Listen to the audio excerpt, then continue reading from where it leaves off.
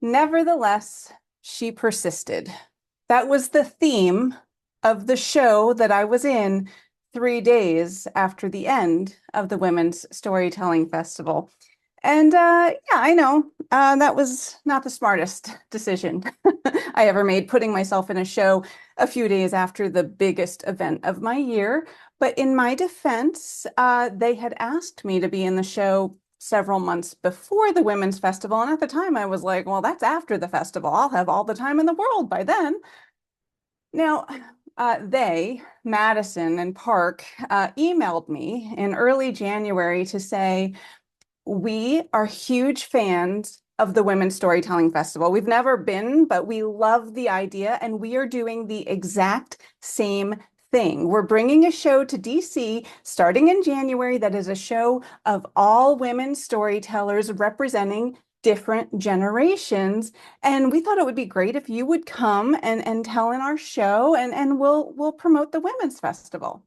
And I will do anything to promote the Women's Festival. Plus, I really like the idea of more women telling. So I said, sure, I'll come and be in your January show. And they said, oh, no, our January show is already booked. We want you for the March show, which, yeah, I should have said no, but I didn't. I said yes.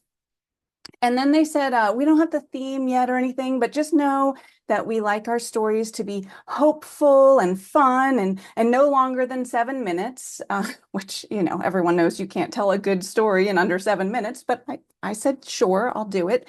And then they said, okay, send us a couple ideas. So I pitched them 3 or 4 videos. I sent them recordings of my stories, of hopeful, fun stories that were under 7 minutes. And then I forgot about them because I had a festival to plan. And then it was about 10 days before the Women's Storytelling Festival when I got the first of several, I'm just going to say it, annoying emails. Annoying because of the subject line and annoying because of the content. You see, I failed to mention this.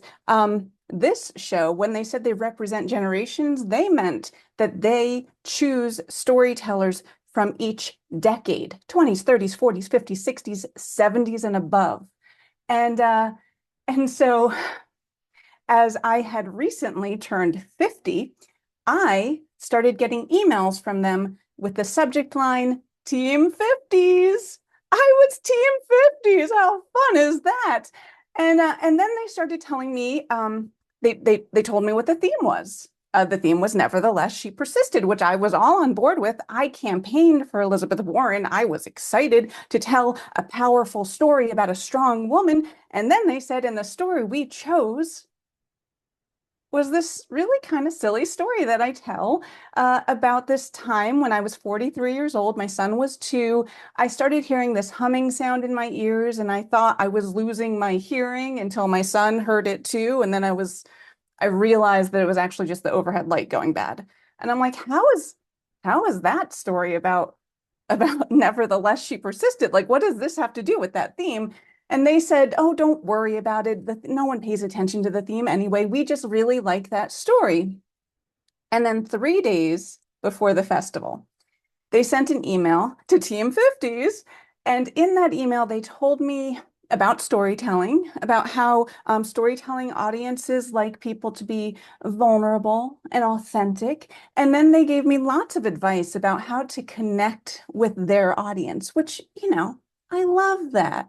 And they told me that in order to connect with their audience with this silly story, that I should really lean into what women care about, what women worry about, that I should lean in to how my body was falling apart with age, how my 43-year-old body was just disintegrating as I was losing my hearing from being decrepit and close to death.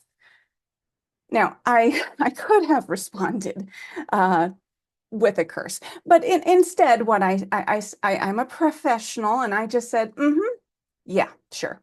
And then I focused on the festival for the next few days. And then Monday came and I started thinking about what story to tell and how to change the story. And I did change the story, not to make myself the victim of aging, but in fact, to lean in to Elizabeth Warren, to a strong woman who was trying, as you may know, to say something in the Senate to defend America in the Senate, and yet she was shut down by Mitch McConnell because men don't want to listen to strong women. And nevertheless, she persisted. So I made my story about how I just didn't tell anyone when I heard the humming sound because I didn't think that anyone would believe me because I have so often, as a woman, been ignored. And I gotta say, that audience really connected with the changes I had made. It went great. The show was great. Even the 70s plus woman was great. Amazingly, she was still standing to tell her story. It was amazing. And I had a great time. It was a wonderful show, but Madison and Park started the show off, as the producers often do, by stepping up in front of this DC audience, an educated political audience, and saying, "Who here knows where nevertheless she persisted comes from?" And everyone in the audience raised their hand because it's DC and they all saw the Senate hearing. And then Madison and Park looked at each other and said, "Because we didn't. We had to look it up."